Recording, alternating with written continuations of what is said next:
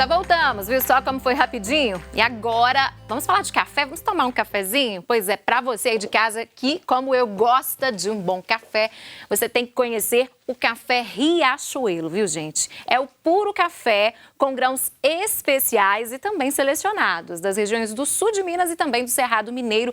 E é um café 100% arábica, torrado e moído artesanalmente. Então, você, minha amiga dona de casa, você, meu amigo, leve nas suas compras da próxima vez o café Riachuelo, viu? Você vai levar para sua casa o verdadeiro gostinho da roça. Gente, não é produto novo no mercado, tem muita tradição este nome.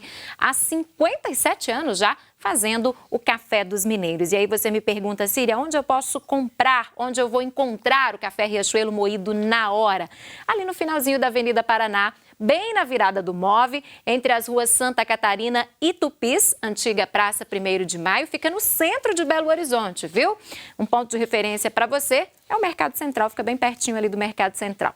E aí, quer saber mais, né? Quer saber mais informações sobre o café Riachuelo? Basta você ligar, o telefone aparece na sua telinha, o código de área é o 31, o número é o 3212-7993. 3212-7993. Café Riachuelo é o ponto alto em café. Depois de falarmos sobre café, que delícia, né? Nós vamos falar sobre um período da vida muito gostoso também, né? Com muitos acontecimentos especiais. A adolescência, a juventude também, né? E os primeiros anos da vida adulta, que são épocas de grandes mudanças, descobertas, incertezas também, né? Pois é, o jovem às vezes precisa sair de casa, por exemplo, começar a universidade, um novo emprego. E para muitos, estes tempos são emocionantes, né? Mas também podem ter momentos aí de muita ansiedade, estresse e até apreensão.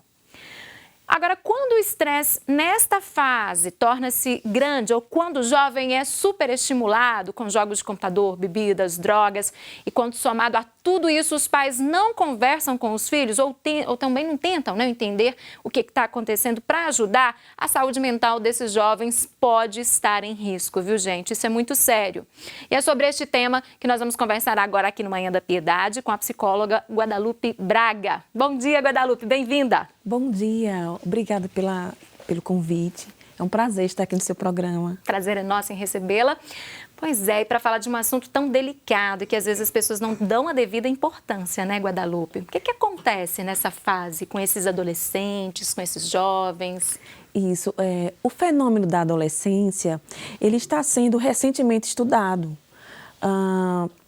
É um período de transição em que esse indivíduo ele está saindo da infância, então ele não é mais criança, está vindo aí para esse momento da adolescência, onde ele não é adulto ainda. Então, nesse momento aí, nós estamos numa era, e a gente trazendo esse adolescente para esse contexto, estamos em uma era de muita competitividade, de muitas cobranças, muitas exigências. As relações sociais são mais individualistas do que antes, são relações diferentes. Veja que hoje as relações elas iniciam mais pelas redes sociais. Ou seja, a tecnologia interfere também nesse contexto que a gente vive, né? A tecnologia interfere e essa era que estamos vivendo é uma era de, digamos assim, prazer imediato. E muitas vezes os familiares não saber lidar com isso, de certa forma, eles começam a presentear, a dar viagens a esses jovens, a ceder muitas questões que, por exemplo, que os próprios pais muitas vezes não tiveram. Tem pais, por exemplo, que não fizeram viagens, não tem curso de inglês. E aí vem aquele discurso, eu quero dar para o meu filho tudo aquilo que eu não tive, né? Exatamente. Por quê? Porque justamente esse fenômeno de entender esse adolescente, que ele está muitas vezes, digamos assim, em conflito com ele mesmo, ele tá inseguro com o próprio corpo que está eclodindo as questões hormonais. Mudanças, né? Esses pais não sabem lidar, então acaba comprando tudo, de certa forma. E estamos muito também nessa era também do ter e não ser. Então fica tudo projetado para fora. Então eu preciso ter aquele tênis, ter aquele celular, ter aquela roupa e eu não aprendi ainda a aceitar esses fenômenos que estão surgindo em mim enquanto adolescente. Caligari é um psicanalista e ele fala muito isso, que é como se os adolescentes hoje em dia fossem jovens, fossem os pais de férias. os pais de férias viajando, comprando, passando no shopping, mas não tem, digamos, aquela devida obrigação. Por outro lado, também fica também os pais com receio dessa competitividade que está ocorrendo muito, e aí dispara nos seus filhos uma ansiedade antecipatória, e aí ficam enchendo a agenda deles de atividades, de cursos de inglês, de cursos... Mas já tem a cobrança da escola comum, ou seja, da faculdade, isso tudo junta, então... Isso, então, é nesse período, por quê? Porque entende-se que está preparando esse jovem para o futuro. Só que, de certa forma, de forma exacerbada, que está adoecendo os jovens. Então, por isso, acontece, os transtornos mentais estão muito altos, o uso abusivo também de drogas. Veja que as drogas, que os dados da Associação de Pediatria, eles falam que dos consumidores do álcool, 40% inicia de 11 anos aos 14 anos. Então, isso está se tornando questões de pediatria já, dessa área já, tá? Porque estão iniciando muito cedo. Os pais então, têm que ficarem atentos, então, porque às vezes eles acham que estão agradando, que estão fazendo bem para o filho, e às vezes estão cedendo demais, né? Por não saber lidar, por não saber entender o que está acontecendo. E tem um folclore muito errôneo, que é uma crença compartilhada, que fala que são aborrecentes. E não são aborrecentes. Antigo esse termo. Isso, até, né? antigo. E fica compartilhando isso. E é ruim, porque, na verdade, o adolescente ele é muito mal compreendido. Se ele mesmo está vindo assim... para essa fase, para esse ciclo da vida dele, que está eclodindo, as questões sexuais, o corpo dele, as pressões sociais também, porque fica, por um lado, as pressões sociais, pressão familiar, e ele ainda não está formado, está em formação. Então, isso dispara muita angústia mesmo. Tudo isso gera, então, essa insatisfação, talvez, interior nesse jovem, né? Isso gera. E agora os pais, as pessoas que estão próximas, Guadalupe, quais são os sinais que eles devem ficar atentos de que algo não vai bem ali com a saúde mental desses jovens? É uma pergunta muito pertinente. Por quê? Muitas vezes, quando você tem uma amiga ou quando a pessoa vai visitar um parente assim e vê aquele adolescente muito calado, pensa logo, ele está com depressão, ele está doente, está com transtorno, está passando por problema. Muitas vezes não é. Esse próprio período mesmo da adolescência, eles mesmos se desvinculam um pouco dos adultos, que são os familiares, tios, avós e mães, e se aproximam mais dos seus grupos. É normal isso, né? É normal isso, é normal. Eles estão se fechando ali. Por quê? Porque o adulto vem com muita crítica, o adulto não entende, acha que é aborrecente, e o seu grupo ali de adolescentes e de amigos acaba acolhendo mais. Tem esse lado positivo, e aí o que é que se deve ficar atento, que foi o que você perguntou? Se esse adolescente, ele tinha um comportamento, ele era uma pessoa comunicativa, ele era uma pessoa espontânea, e aí ele começa a mudar, você vê ele diferente, você vê ele estranho, você vê ele irritado demais, e ele não era, uma coisa que ele não era há dias atrás, ele está assim, é bom investigar, porque nem tudo a gente deve, na verdade, romantizar, achar que é só da fase. Deve conversar um pouquinho. Aproximar mais, né? Aproximar mais, que é um esforço. Eu sempre solicito aos pais que façam esse esforço muito grande, porque existe um adulticionismo muito grande, que é o quê? A gente querer, os adultos querer achar que tudo tem que ser como os adultos querem. E a gente tem que lembrar que nós somos como eles, já fomos como eles. E tu tem um período, tu tem uma fase, Isso, né? tem uma fase. Então, assim, é uma chave, assim, é uma dica importantíssima. Se aproxima. Ah, Guadalupe, mas como eu me aproximo? Eu não sei, ele só fala de jogo.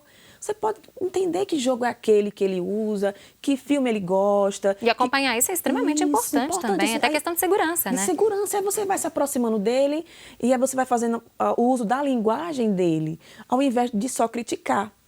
Isso vai ajudar muito, ele vai se sentir acolhido, porque se você ficar falando assim, olha, está errado isso, olha, você não deve fazer aquilo, você vai perdendo esse adolescente, na verdade, ele vai se afastando de você, porque ele não enxerga como você enxerga. Você tem a idade de hoje, você é um adulto hoje, você é pai e mãe, você consegue enxergar dessa forma. A visão de mundo do adolescente... Não, é diferente, né? É diferente. E isso geralmente em torno de qual idade, Guadalupe? Em torno de qual idade? A puberdade, inicialmente, ela inicia ali 11, 12 anos, e aí, a partir de qual idade? Hoje está muito precoce. Hoje, muito. 11 anos, 12 anos. Os estudos falam que a adolescência está começando mais cedo e terminando mais tarde. Tá?